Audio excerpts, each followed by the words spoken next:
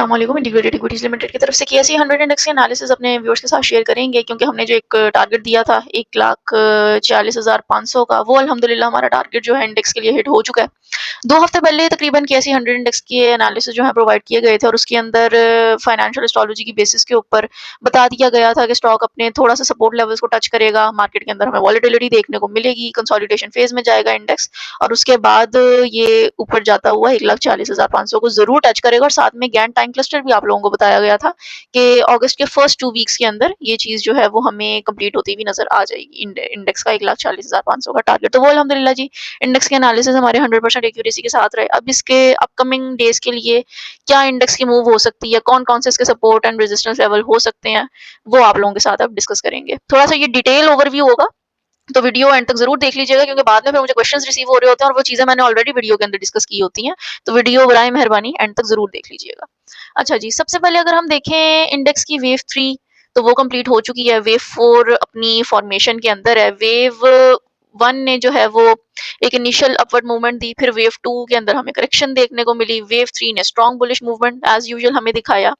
अब बात कर लेते हैं, क्योंकि वेव 4 करेक्शन की वेव होती है, तो वेव कहाँ तक अपने करेक्शन फेज के अंदर जा सकती है और इंडेक्स किन सपोर्ट लेवल्स को टच कर सकता है। रियलिस्टिक अप्रोच रखेंगे हम, बिल्कुल 1,40,000 तक इंडेक्स अपनी जो है वो सपोर्ट ले सकता है, कि साथ मैंने मेंशन भी कर दिया कि 38.2% फिबोनाची रिट्रेसमेंट है।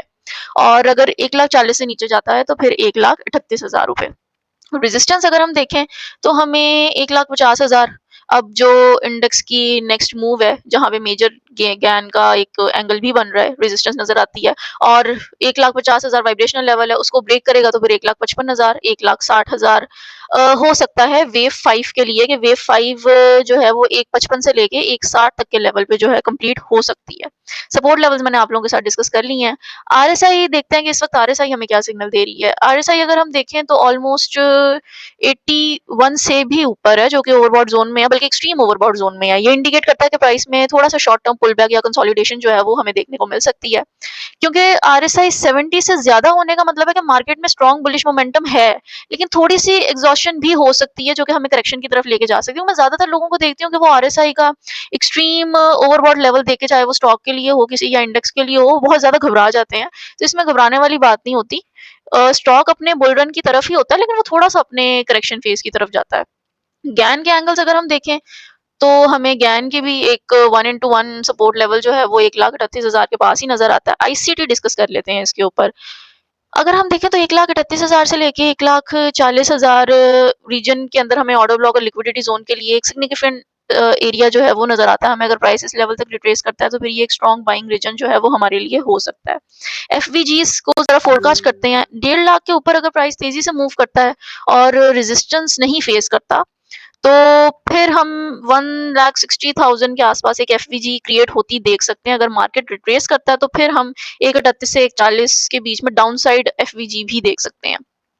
अब जरा बात कर लेते हैं फाइनेंशियल एस्ट्रोलॉजी की, क्योंकि ज्यादातर मेरी इंडेक्स की जो वीडियो होती है वो फाइनेंशियल एस्ट्रोलॉजी के ऊपर ही होती है।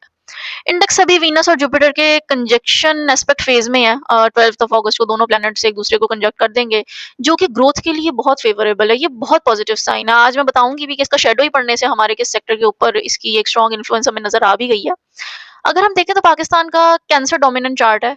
इंडिपेंडेंस में मून वाज इन कैंसर, तो ये इसके साथ बड़े अच्छे से पॉजिटिवली अलाइन करता है। ये बुलिश बायस को इंडिकेट करता है, जो इंडेक्स को नियर टर्म में 1 to 3% तक अपवर्ड ड्राइव जो है वो दे सकता है, खास तौर पर उन सेक्टर्स में जो कि वीनस के रूल में है, जैसे कि फाइनेंस, लग्जरी और एग्रीकल्चर। अच्छा, लोगों के एनर्जी सेक्टर को लेके काफी क्वेश्चंस आ रहे थे।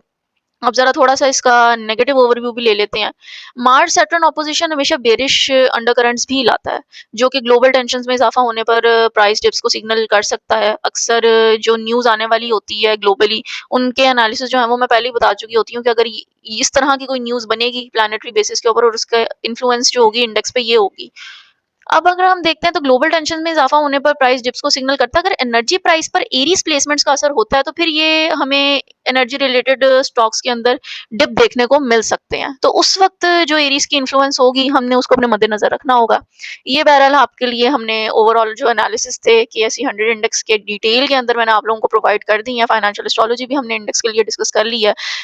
प्लैनेटरी पोज़ीशन तो इस वक़्त इंडेक्स के लिए बुल्स को चार्ज ही दिखाती हैं। तो एक जो अपर ट्रेंड हमें इसका बनता हुआ नज़र आ रहा है, वो अपर ट्रेंड हमें बनता हुआ ही नज़र आएगा और इंडेक्स अगर अपने कुछ सपोर्ट लेवल्स को टच भी करता है, तो वो भी एक हेल्दी करेक्शन हमें देखने को मिलेगी। इसके अंदर हमें ऐसा कोई नेगेटिव ओवरव्यू नज़र नहीं आता। तो ये जी इंडेक्स की वीडियो थी। वीडियो पसंद आए तो वीडियो को लाइक कर दें, चैनल को सब्सक्राइब कर दें, कमेंट सेक्शन में अपना फीडबैक हमारे साथ ज़रूर शेयर कर दें।